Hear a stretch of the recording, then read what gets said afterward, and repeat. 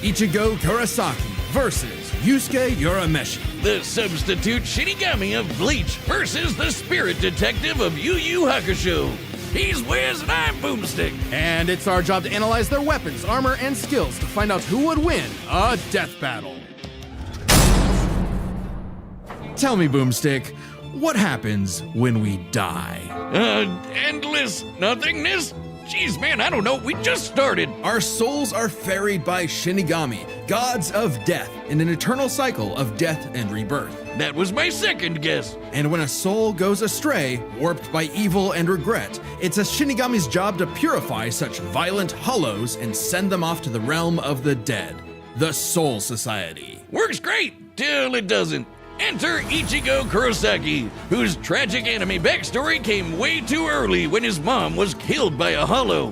Reason number one why you should never want your kid to be the anime protagonist. Left with his grief, young Ichigo was crushed under the weight of survivor's guilt. So he lashed out the only way he knew how, beating people up. But this wound began to heal when he found his calling, upon meeting a Shinigami named Rukia. To stop a powerful hollow, she gave Ichigo her powers, rousing unseen potential within. Boom! Just like that, Ichigo's a Shinigami. Substitute Shinigami. To carry out his duties, Ichigo sheds his body for an invisible one made of spiritual matter called Reishi. He can wield vast amounts of spiritual energy, called Ryoryoku, and exert it offensively in the form of spiritual pressure, or Reiatsu. Okay, that's a lot of big words, but all it really means is he's a super-powered ghost with an epic sword. His spirit aura is so strong, he can stun-lock foes, crushing them under his own power, even fatally. He controls spirit matter in and around him, hardening his skin for defense and leaping off of invisible footholds in the air. Paired with speed-boosting skills like Shunpo, he can virtually fly. Say goodbye to the kid who beat up bullies for their lunch money, and hello to the town's new superhero, with fellow Ghostbusters Orihime, Chad, and Uryu, plus Rukia. It was the Shinigami's job to tear hollows a new hole. While balancing responsibilities at school, of course. GPA comes first, and maybe a round or two of tech. But it wouldn't be possible without his Shinigami blade, a Zanpakuto. It's basically a super-powered spirit that's physically a sword. Ghost Sword! Though strangely, Ichigo's sword is composed of two distinct spirits, both named Zangetsu, which isn't confusing at all. Just call him Old Man Zangetsu and Hollow Zangetsu. Anyway, the double Ghost Sword gives Ichigo lots of new moves, including his trademark attack, the Sword Beam to end all sword beams, Getsuga Tensho! Getsuga Tensho is incredibly powerful, and so effective that Ichigo developed multiple variants. He can fire it as a wave, detonate it mid-attack to act as a barrier, and combine two at once into the even stronger Getsuga Jujisho. To cut even the biggest hollows down to size, Ichigo was ridiculously strong, even from frame 1. He can make giant shockwaves and parry spiritual light beams from a Menos Grande. And these aren't fake, slower-than-light lasers. Guidebooks confirm they're real light, and the novels say so too. Plus, early on, Uryu moved so fast that he left his own shadow behind. But as Ichigo became more involved with the Soul Society, he quickly found that he wasn't good enough. This Byakuya guy's so fast, Ichigo can't even see him. Time for a good old-fashioned training arc. Hit the music! Until now, Zangetsu had operated only in its base state, Shikai. So Ichigo learned to release its inner power, a 10 times boost that takes most Shinigami a decade to master. Bankai! In Bankai, his speed skyrocketed, letting him turn the tables on douchebag Byakuya. Even in Shikai, he blocked an attack that could destroy the whole frickin' Soul Society. Because Ichigo's greatest gift is his potential to improve. Despite only being a teenager, he mastered swordsmanship well enough to thrash experts who had been training for centuries. He can quickly adapt to new weapons and styles mid-fight, surpassing his limits time and time again. Like when he took on Catboy Grimmjow. He was getting clamped, but as soon as he heard Orihime cheering him on, that was all he needed to smash that kitty. You mean Grimmjow, right? Yeah, but even with that main character energy, Ichigo couldn't match Big Bad Aizen. With just a finger, Aizen stopped Ichigo's Bankai and his theme song, Rude. Ichigo needed to tap into his unexplained hollow power. Except Hollow Zangetsu wasn't going to make it easy. Old Man Zang's pretty chill, but this guy's a menace. Still, Ichigo needed his help and conjured a hollow mask to expand his power. But this meant the hollow within only grew stronger. Masked up, he can fire lasers, bypass super senses, and heal lost limbs. But piss him off enough, and he'll go full hollow. And you really don't want that. Hollowification exceeds even Bankai, and was enough to crush Ukiura in a battle that shook all of Hueco Mundo, the world of hollows. Full hollow Ichigo could even tear through all 3 layers of hell. But with help from his secret Shinigami father, Ichigo continued to train for months in the Dangai, a corridor between dimensions, until he was finally ready to challenge Aizen. Challenge is an understatement. He manhandled Aizen, shattered mountains with sheer aura, and flexed so hard he smashed out of the black coffin, which crushes space like a mini black hole. And yet, it still wasn't enough. So by becoming Getsuga itself, Ichigo unleashed his ultimate attack, Mugetsu, defeating Aizen at the cost of all his power. He might have saved everyone, but now it was back to Normieville. Ichigo never truly realized until then just how much being a Shinigami meant to him. The power to protect others, his drive, his pride in himself was gone. He would give anything to get it back. And he did, thanks to a surprise assist from Rukia. Boom! Shinigami again! Just in time for a 1,000-year blood war with a final endgame boss, Yhwach, who planned to end everything. And while other Shinigami tried their best, only Ichigo was special enough to pull it off. His father was a Shinigami. His mother was a member of the ancient Quincy's and possessed by a hollow. Hence, his 2 Zanpakuto spirits, one Quincy, the other hollow and Shinigami, made Ichigo a perfect union to break Yhwach's plan. Finally, Ichigo understood himself, fully unifying with both Zanpakuto spirits within. With that came a new Shikai and 2 new Zanpakuto. True Shikai! If you thought Ichigo was strong before, oh boy, he's the strongest Shinigami alive. Dead. Undead? Yeah. Stronger than Kenpachi, who could split the Dangai in half. Stronger than Senjumaru, who shook heaven and earth across the realms. And strong enough to match Yhwach, even after he absorbed the Soul King. Juiced up with Soul King power, Yhwach could nuke all 3 realms. The human world, Soul Society, and Hueco Mundo, plus the Dangai and Garganta in between, which have a bunch of pocket dimensions sprinkled in. Hell, just the Soul King's corpse sent a shockwave across all the realms. And it's not a matter of disrupting the flow of souls. Yhwach was going to end everything through sheer power alone. But Ichigo still wasn't done powering up. Entering a new half-hollow form and merging his Getsuga Tencho with a mighty hollow attack, the Gran Ray Sero. Making a giant crescent slash that rips through space itself. All that power culminating in his true Bankai. A power so great, even Yhwach was scared of it. Joke's on you! Ichigo didn't even need it! You're done! Ichigo was finally content. And 10 years later, he remains a Shinigami, having found the courage to stand on the edge of life and death, conquer his fears, and walk onward. Most teenagers have no idea what they want to do with their life. However, that was hardly a problem for juvenile delinquent Yusuke Urameshi, because he only ever wanted to do one thing. Throw hands! It don't matter who the ops are, be they women, old folk, or babies, Yusuke lived to fight. It's what gave life meaning. Who cares about stupid things like friends and family? Which is why it was so surprising when one day he threw himself in front of a speeding car to save a child, bringing that reckless life to a screeching halt.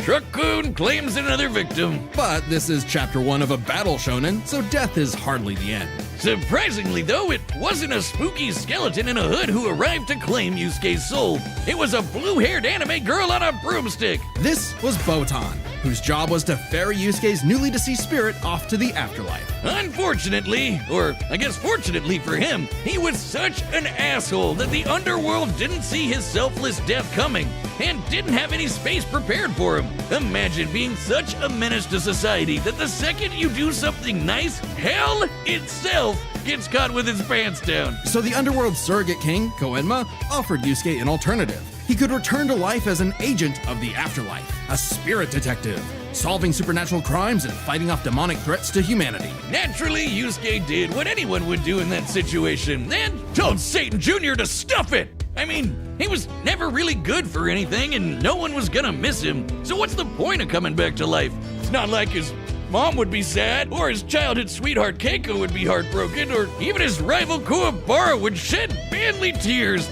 Oh man. At the sight of loved ones who cared far more than he ever expected, Yusuke had a change of heart and accepted Koenma's offer, returning to life with a new purpose and a new job. And newfound ass-kicking ability. In his quest to beat the dog shit out of demonkind, Yusuke learned to harness Reiki, or spirit energy. He's ridiculously strong, fast, and durable, heals from wounds quickly, and can see spirits invisible to mortal men. Even early on, Yusuke could parry Suzaku's lightning arrows, which are formed from real lightning called down from the sky. And with the help of legendary warrior Genkai, he mastered a signature move that could blast anyone to smithereens. My favorite shonen move ever, the Spirit Gun! At first, Yusuke had a limited number of shots, but eventually he turned it into his personal WMD. Stronger than any weapon on Earth, he could go finger blasting around as much as he wants. The Spirit Gun is more versatile than it appears. Yusuke can bounce it off surfaces for sneak attacks, propel himself around like a rocket in flight,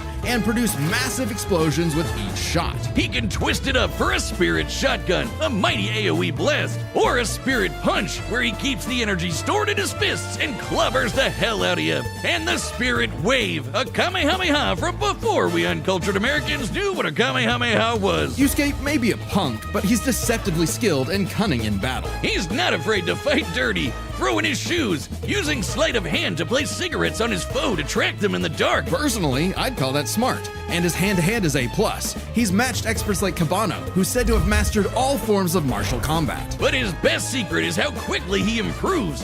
All it takes is a round of training or someone threatening his friends, and Yusuke's power will spike to match stronger enemies, even if it means literally burning through his own life force for a power-up. All known demons and demon fighters are individually ranked on a scale of power from E to S. E and D class demons are nothing special. We're talking local threats at best. C and B are getting a bit dicey in a destroy your city kind of way. A and S? Well, hold on to your ass. We're talking end of the world. As Yusuke forged bonds with new allies, like demons Hiei and Kurama, as well as his old pal Kuwabara, he found himself facing opponents he couldn't beat, such as the monstrous Toguro, who could vaporize weaker demons and crush their souls with sheer aura. But Yusuke needed to survive and protect his loved ones, so he had no choice but to rank up, even if it meant absorbing the power of a small star. Thanks, Genkai! Our sun has an average luminosity of 380 septillion watts, or joules per second. Small stars like red dwarfs output about 1/10,000th of that.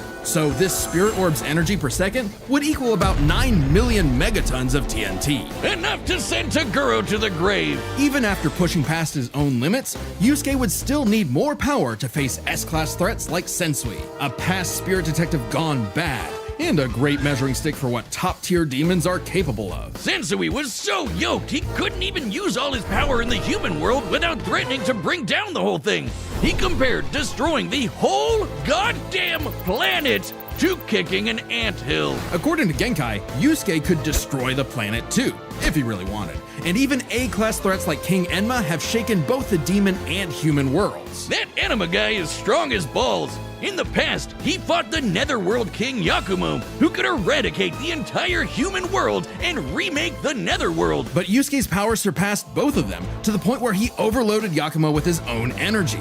And do keep in mind, Yusuke was still only A-class at the time, a far cry from S-classes like Sensui, whose sacred energy was 10 times his superior. But not for long, sucker, because turns out Yusuke was a demon himself. Literally. Yusuke is the descendant of an ancient and incredibly powerful being, one of the strongest in existence, Raizen, the Demon King. With his Bazoku mark, Yusuke can channel Raizen's spirit for a huge power boost and a massive thirst for murder boost. This was his first taste of a dangerous new type of spirit energy, Yoki. A form of energy used by demons. Like normal Reiki, it can be amplified by intense emotions. Unlike normal Reiki, its use creates a pleasurable feeling, feeding into the user's rage and bloodlust, the feral animal within. So Yusuke upgraded his spirit gun to a demon gun. It's the same thing, but red. Oh, and it's strong enough to blast Sensui past the horizon, putting Yusuke's power firmly in S-class. And making him a prime candidate to rule the demon world. But as he was thrust into a tournament vying for that throne, Yusuke began to wonder if all this power was what he really wanted. Self-reflection? From I'll kick your ass, Yusuke Urameshi? Nah, we can worry about that later. There's a tournament to win. Which one of you, girl, baby, or grandparents is first? Even then, as Yusuke took on the Demon King Yomi in an epic final battle, he was still growing. He had become far stronger than before, even achieving a unique version of the Mozoku form separate from Raizen's influence. And a brand spanking new form of power. Kinda like Sensui's secret energy, but even better. It's so unprecedented, it doesn't even have a name, but it's golden glowy. Strong enough to clash with Yomi, creating an explosion that split the heavens above and decimated the Okunin tree below, pushing the Demon King himself to his absolute limits. But then, Yusuke lost. It's not all bad though. Even if being king would have been cool, Yusuke realized he wanted something more. He'd grown up and chose to walk a new path. It was always Yusuke's connections with others that motivated him above all else. And it was in those connections that he found his happy ending. But I wouldn't piss him off if you can avoid it. Get him in the right mood or threaten the human world, and the spirit detective will beat your stupid ass. Long has its return been foretold, but now, finally, it is reborn. The original Death Battle shirt that once dominated the world. Hell yeah, there's no better way to wear a blood spatter on your chest. We've restored the original shirt with even better materials, and it's available now on deathbattle.gg. That's our website that's also kind of like a Patreon. There's a bunch of other merch there, like this awesome Mecha Goose hoodie. Just don't let the gooses get it. Website members can also see the entire Death Battle archive, including episodes that were banned from YouTube. And even more behind-the-scenes goodies. Like, did you know our research team wrote up a massive blog all about the science of Ash versus Yugi? Wait, I lied. They wrote up 2! Click the link below to support the show, look behind the scenes, and get cool merch at deathbattle.gg. All right, the combatants are set, and we've run the data through all possibilities. It's time for a death battle!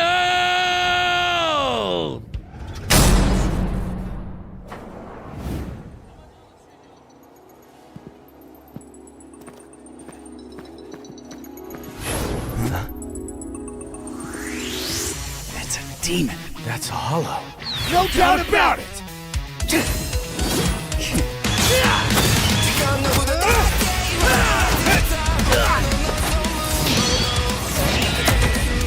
There it goes!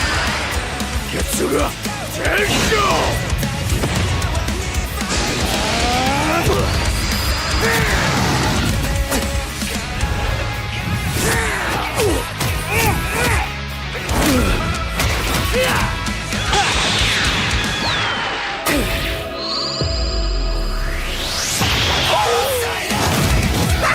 No match!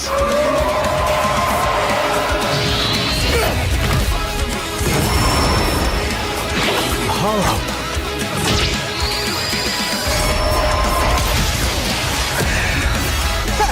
Chump change. Reckless idiot! What a baby! Little demon energy got you scared? Nah.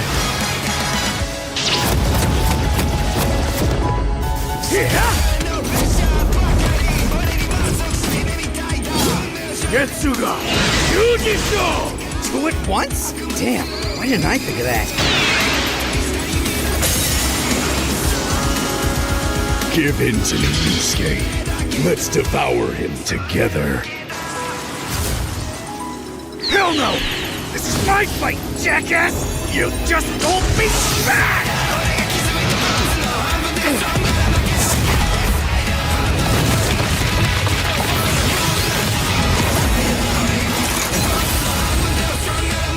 Yeesh, rude awakening. This one's a piece of work. Need a hand, partner? Let's do it. Like old times. On time! Tensa! Sangetsu!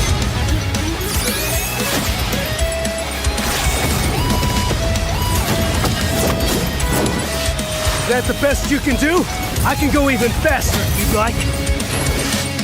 Hell yeah! Bring it on, asshole! I'll kill you even if it kills me! I'm putting it all on the line! You better do the same! Screw that!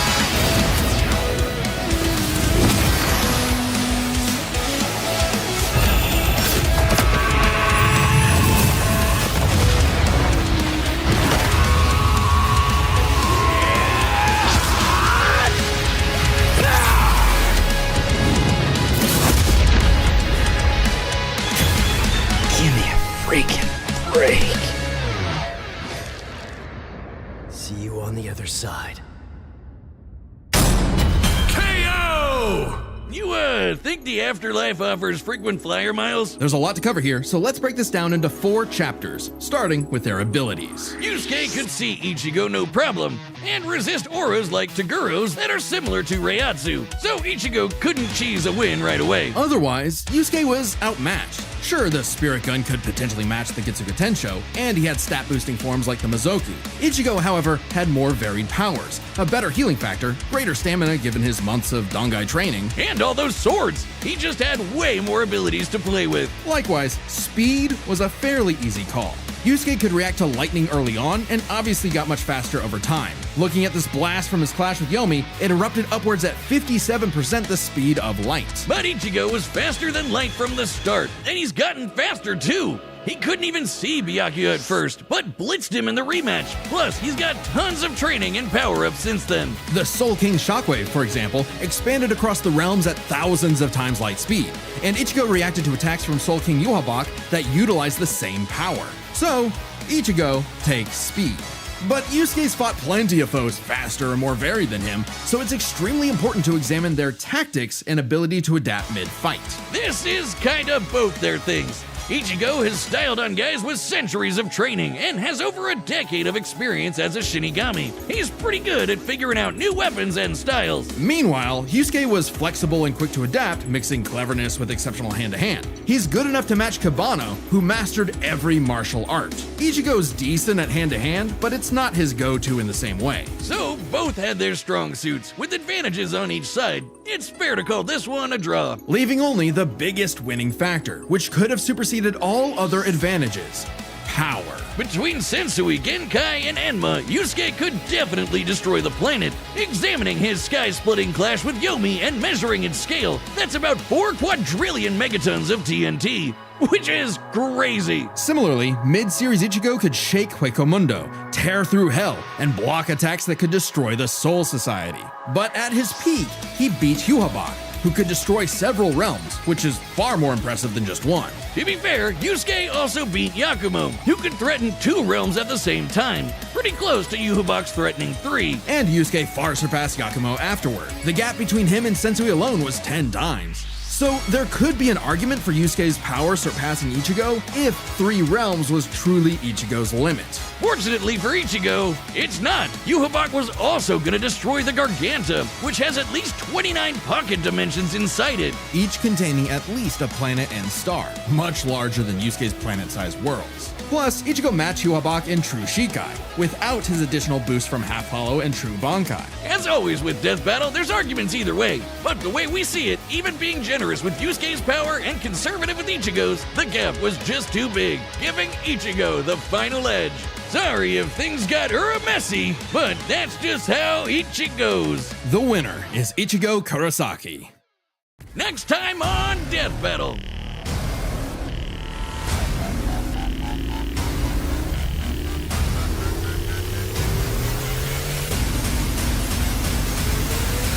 Subscribe and join as a member to see more Death Battle.